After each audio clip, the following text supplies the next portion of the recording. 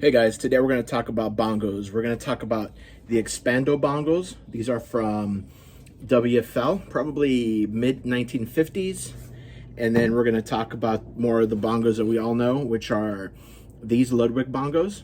So when I found these, it was just a shell, and as you can see, it was really badly worn. All right guys, let me talk to you about these. So these over here are the WFL Expando bongos. These are a really cool design that were very short-lived. The earliest I can find anything on them is 1955 all the way through 1961, 1962. This is one of the earlier versions, probably around 1955 or so. These came with these keys down here. They look like little faucet handles. All right, guys, so with these, you turn these clockwise, and that adds tension to the heads, which in turn raises your pitch on these bongos. So like I first mentioned, when I found these, they were just the husk, the bag, the centerpiece. So what I did was I had never seen or heard of these before. I actually found them on OfferUp. So what I did was I actually started researching them once I got them in hand. And there's some stuff out there, but it's kind of spotty. I know that Ringo used them during his recording sessions at Abbey Road. Ringo's also seen using these on A Hard Day's Night, the movie. The color was like an eggshell white with this red trim here, red felt on the sides, which you can see, separating the block of wood from the two bongos. On the inside, it was like the first real version of a rototom. So you can't find replacement parts, you can't find any of this stuff. What I did was I kind of just looked at the pictures, asked some guys, MKE Drums out of Wisconsin. I saw that he was rebuilding a set, and he was kind enough to send me pictures. So if you guys get a chance, do me a favor, check out his Instagram. You can learn a lot, just like I did. Anyhow, back to the story. So I went out and bought rototoms. If you know how rototoms work, it's kind of like on the same principle as these Expando bongos do. Your rototoms would be bolted to a regular drum hoop, and then you would have something like this underneath it, and then with a screw and a long shaft, and you turn it, and that's what raises your pitch on the rototoms.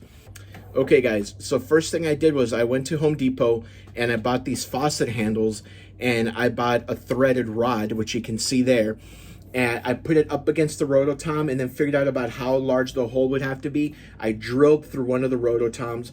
After I drilled it, I tapped it to obviously the same thread count as the threaded rod. I cut it so it would be long enough to sit inside of the bongos like the original ones. And then once the mechanism was working, I took a grinder and then just ground down the end of the rototom, so it'd be straight, just like you would on a faucet handle, so that the faucet handles would slide on. And then I put a good amount of JB weld, and there you got it. It sounds a lot harder than it was. It was actually pretty easy. I think the hardest thing to do was actually cut the ring out on this side because it was missing originally.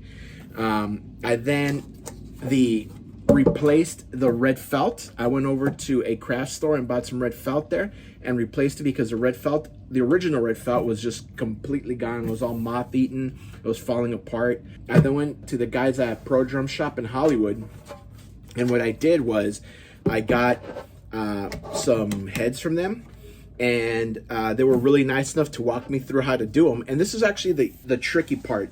So what they told me was, if your head is 8 inches, then you want to get a 12-inch head. You want about 2 inches on either side. It just makes like tucking it a lot easier. So then once again, none of these parts are made anymore. So these were originally held with a steel clamp, which you can kind of see there. So what I did for that was I actually went online on Amazon and I was looking for hose clamps, and I found hose clamps that were large enough to fit around these bongos. I put them on here to make sure that they work. I put the heads in water for about half an hour. That makes them malleable enough for you to work them. So the first thing I did was I set the head on there, and then I put the clamp around it and started tightening it. And as I would tighten, I would pull on the head, just to make sure that I would have enough slack taken out of it. Then I also tightened the tension, not too tight, because obviously they're still wet. And then I just tighten the tension with the little T handles down there, the little faucet handles. And I came back to it 2 days later and they were nice and tight. So now I can turn it as such. And a little turn actually does a lot to the sound of it. Well, they're aluminum made. They're awesome. Like I said, these were made from about 1955 through about 1961, 1962. At least that's the information I have on them. I will have some pictures on there. Let's talk about these right here. Once again, when I got these were in pretty rough shape. It was missing the wood block in the middle, and it was missing the heads. One of the reinforcement rings on the larger one, which I believe is an 8-inch, that had fallen off. I came in here with a putty knife and I cleaned everything off as best I could on the underside of it where the reinforcement ring goes, and I glued it back on. Super easy. It's the first time I'd ever, I guess, removed and then reinstalled a reinforcement ring. I had my buddy, who is a really good woodworker, actually just fabricate that wood using the dimensions off of some pre-existing the wood blocks from these bongos. These are super cool. These always came with holes drilled in the middle. I still haven't drilled the holes. The other thing that's really difficult with these, and they're not made anymore, are the heads. So if you do come across a set of these and you do want to buy them, a lot of the times you'll see where the heads, I'm sorry, where the rims are above the head. Obviously, these were never meant to be played that way, but in order for that to work, the head has to be above the rim. So being that these are really hard to come by, I actually ended up taking these once again to the guys at Pro Drum Shop in Hollywood, and I spoke to Jerry and Stan, and they were kind enough to actually measure them for me, and they called Remo and they special ordered the heads for me. They weren't custom made, but it's not a size that they normally keep. So that made it so that I could actually use them as intended and not have the rim above the head, like I said, like you see on a lot of these. I believe these would have been mahogany, poplar mahogany as well. As you can see, they're super cool. These are some of the older ones. You can tell because they do have the large domed headed flathead bolts. On that small one, that one's all original. I did nothing to the inside.